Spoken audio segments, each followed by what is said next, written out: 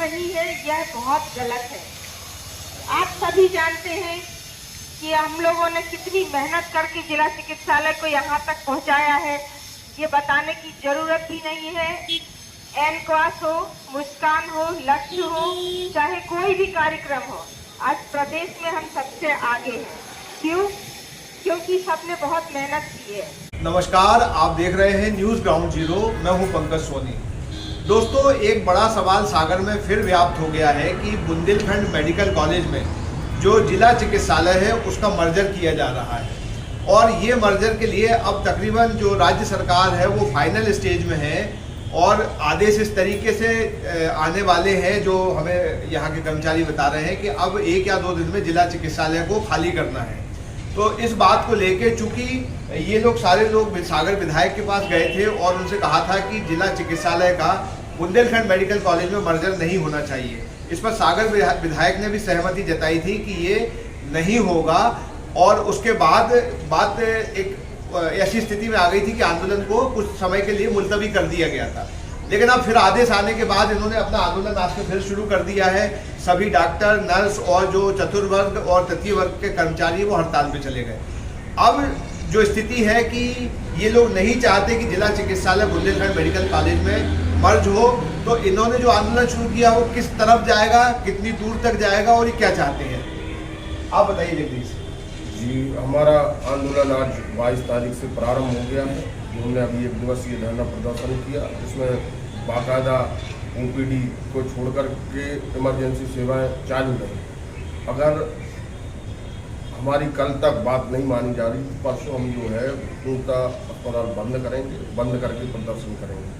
विधायक जी हमारे साथ हैं। विधायक जी ने पहले भी आश्वासन दिया था, आज भी वो आश्वासन दे रहे हैं कि जिला चिकित्सालय का यहीं रखा जाएगा, जिला चिकित्सालय को किसी प्रकार का बंद नहीं किया जाएगा।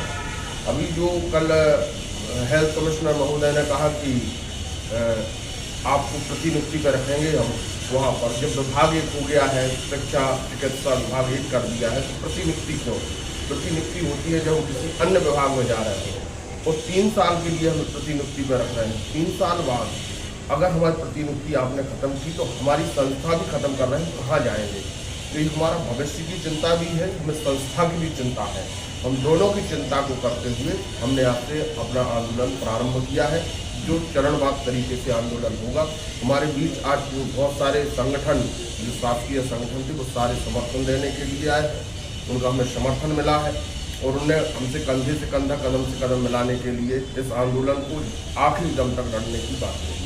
अभी जब उन्होंने कहा कि कल आपको जिला चिकित्सालय खाली करना है, जिस तरीके का आपने बताया कि इसी में चर्चा हुई है कि आप खाली कीजिए, तो अब अगर ये प्राथमिक स्वास्थ्य केंद्र के मध्य में कोई जगह नहीं बचेगी, जैसे कि ये जो जिला चिकित्सालय है जब एक नया बना देते तो दूसरा दे देते, तो तब तो बात ठीक होती। अब सीधा पीएससी से निकल के बुंदेलखंड मेडिकल जाएंगे मरीज के। ये तो बहुत ही गलत है। ये पूरे मध्य प्रदेश में पुण्य कह रहे हैं कैबिनेट में पास हुआ, कैबिनेट में पूरा मध्य प्रदेश पास हुआ था, केवल सागर नहीं। सबसे पहले सागर में ही क्यों? जयप्रकाश हॉस्पिटल चल रही है 1250 भोपाल में, वो भी तो जिला चिकित्सालय है। जबलपुर में विक्टोरिया चल रही है, वहाँ भी तो 50 साल से मेडिकल कॉलेज है। वहाँ क्यों नहीं आप वहाँ से शुरुआत करते, सागर से शुरुआत क्यों कर रहे हैं? इसके पहले भी बहुत सारे प्रयोग हुए हैं सागर में, चाहे वो SL बिजली कंपनी का मामला हो, या आपने वो देखा होगा कि जो CM राइज स्कूल बना था, तब भी एक आश्वासन प्रदेश सरकार ने दिया था कि हम इसको नहीं तोड़ेंगे, वो भी टूट गया। अब BMC जा रहा है, आधा FSL चला गया, ऐसा कहते हैं। तो ये सब संस्थाएं किस तरफ ले जा रही सरकार? पता नहीं, हम तो 8 विधायक हैं, 8 विधायक जो बीजेपी के, हम उनको वोट देते हैं, गढ़ है बीजेपी का।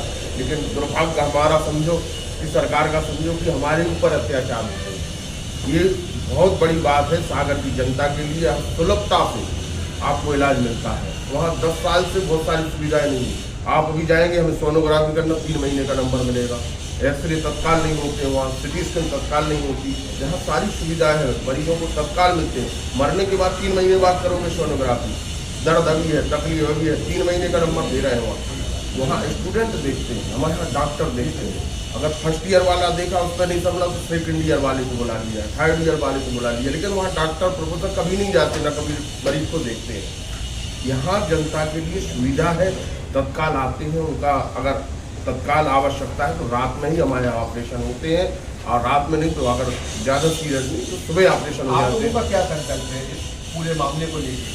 क्या आप अलग होने देंगे? नहीं होने देंगे, हम तो आखिरी दम तक लड़ेंगे, और नहीं होगा तो हम लोग सामूहिक इस्तीफा, हमने पहले भी कहा था, आज भी कह रहे हैं कि हम लोग सामूहिक इस्तीफा देंगे, और फिर इसके बाद ले जाओ। कर्मचारी नहीं जानते, अगर आपको बिल्डिंग लेनी है तो नहीं बिल्डिंग ले लें, कर्मचारी हम लोग सम्मिलित नहीं हैं। अभी जब ये आपने बताया विधायक जी को, क्या बोले? विधायक जी ने कहा कि हम आपके साथ में हैं और हम अलग नहीं होने देंगे। कुछ और भी बोले थे ना कि आदेश ऊपर से? अभी आदेश आए नहीं है, अभी तो केवल मौखिक चर्चा चल रही है, आदेश तो भेज ही नहीं रहे। आदेश भेजते तो हम हाईकोर्ट चले जाते, आदेश दे ही नहीं रहे, केवल मौखिक कर रहे हैं।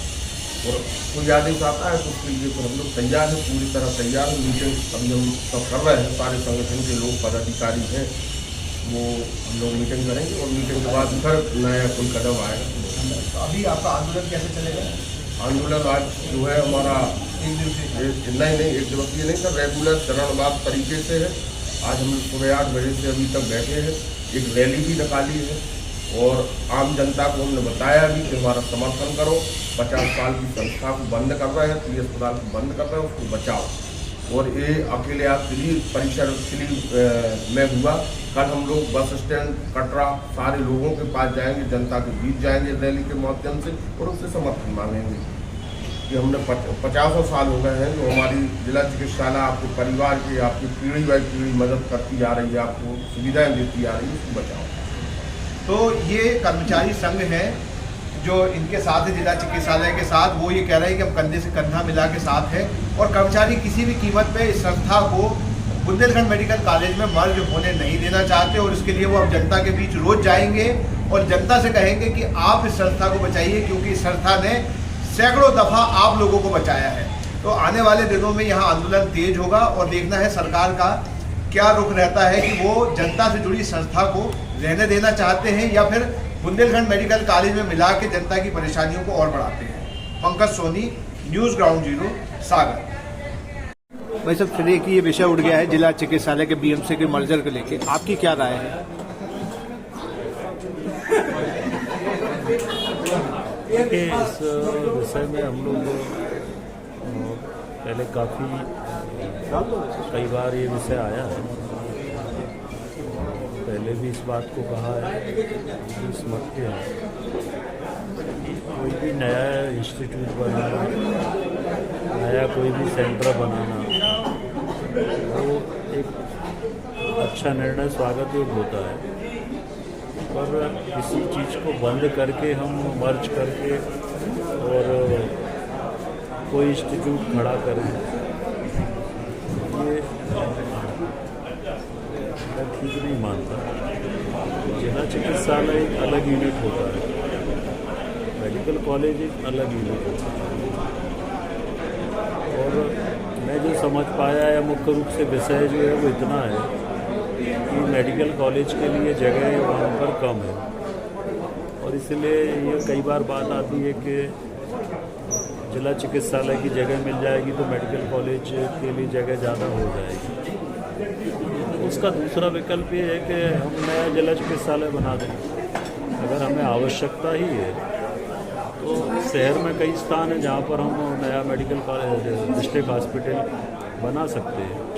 तो एक, क्योंकि जिस तरह से पॉपुलेशन बढ़ रही है, जिस तरह से अभी जैसे पिछले दिनों ही हमने एक समाचार पत्र में पढ़ा था कि कुछ डॉक्टर्स की कमी है, बाकी कठिनाइयाँ हैं। तो स्वास्थ्य के क्षेत्र में जितनी ज़्यादा सुविधाएं बढ़ाएं, ये हम सबकी कोशिश, सरकार की कोशिश होती है। तो अगर वहाँ ज़रूरत है तो हम नया डिस्ट्रिक्ट हॉस्पिटल बना दें, पर मर्ज नहीं करना चाहिए। मैं मर्ज के पक्ष में नहीं हूँ, और पहले भी नहीं था। पिछले समय जब मैं कैबिनेट में था तब भी मैंने इस बात को कहा था, और इसके अलावा अभी पिछले समय जब जिला योजना समिति की बैठक हुई थी उसमें भी ये विषय हमने रखा था कि मर्ज नहीं होना चाहिए। अगर वहाँ मेडिकल कॉलेज का विस्तार करना है तो हम नया डिस्ट्रिक्ट हॉस्पिटल दूसरी जगह बना दें, पर डिस्ट्रिक्ट हॉस्पिटल ख़त्म नहीं होना चाहिए, क्योंकि डिस्ट्रिक्ट हॉस्पिटल जो होता है वो जो सरकार की हेल्थ स्कीम्स होती हैं, वो स्कीम्स का एक इम्प्लीमेंटेशन का बड़ा सेंटर होता है और दूसरा एक सुविधा है। तो मेडिकल कॉलेज भी बढ़े और डिस्ट्रिक्ट हॉस्पिटल भी बना रहे, ये हम सब लोगों की इच्छा है और ऐसा ही होगा। कोई मुझे नहीं लगता इसमें कोई कठिनाई आएगी।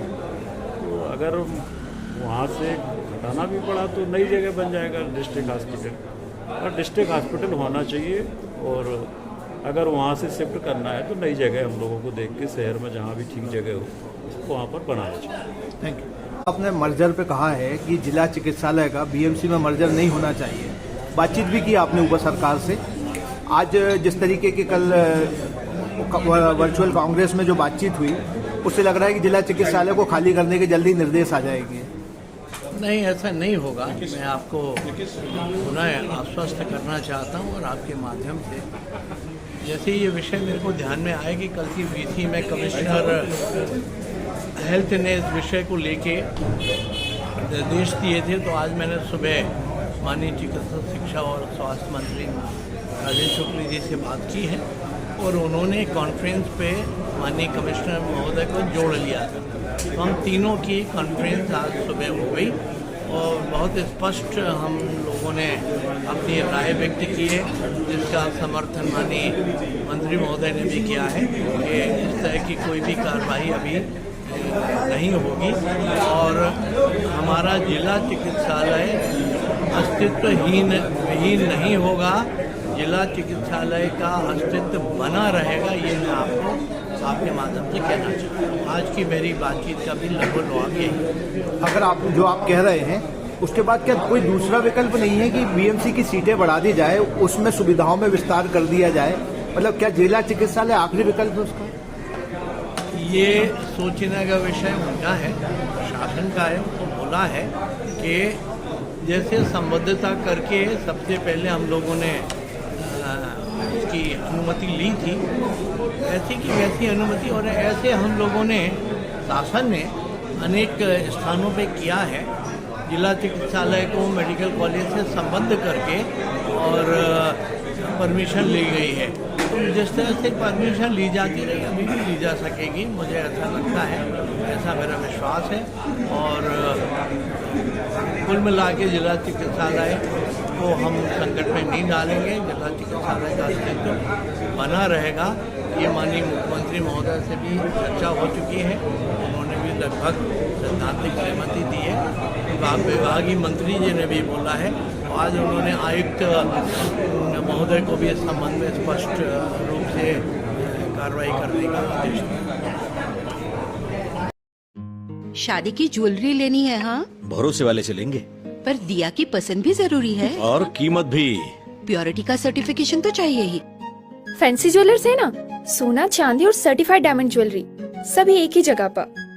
प्योरिटी का सर्टिफिकेशन मम्मी के लिए, भरोसा और सही कीमत पापा के लिए, और लेटेस्ट डिजाइन मेरे लिए। सजना है मुझे, सजना के लिए, सजना है मुझे।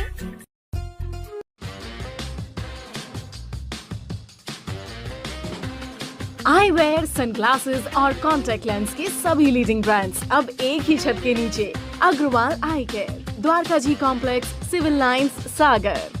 शहर से बाहर जाने के लिए वन वे टैक्सी चाहिए या लोकल सिटी के लिए कैब या फिर एयरपोर्ट पिकअप ड्रॉप की हो जरूरत? चुनिए अपने पसंद की कैब और पाइए बेस्ट ऑफर्स के साथ मोस्ट कंफर्टेबल राइड सिर्फ और सिर्फ 77 कैब्स ऐप पर। आज ही गूगल प्ले स्टोर से 77 कैब्स की ऐप डाउनलोड करें या विजिट करें www.77cabs.com और बुक करें अपनी राइड। क्या आप महंगी दवाओं के खर्चे से परेशान हैं? अब इस चिंता से मुक्त हो जाइए। दवाओं के खर्चे में कीजिए 90% तक की बचत। दवा इंडिया जेनेरिक फार्मेसी के साथ उच्च गुणवत्ता और कम कीमत दोनों एक साथ। 1500 से अधिक दवाइयां उपलब्ध, सभी उत्पाद FDA द्वारा प्रमाणित। हमारा पता है Dawa India generic pharmacy, Sugandha complex, Parkota, Sagar. शहर से बाहर जाने के लिए वन वे टैक्सी चाहिए या लोकल सिटी के लिए कैब या फिर एयरपोर्ट पिकअप ड्रॉप की हो जरूरत? चुनिए अपने पसंद की कैब और पाइए बेस्ट ऑफर्स के साथ मोस्ट कंफर्टेबल राइड सिर्फ और सिर्फ 77 कैब्स ऐप पर। आज ही गूगल प्ले स्टोर से 77 कैब्स की ऐप डाउनलोड करें या विजिट करें www.77cabs.com और बुक करें अपनी राइड।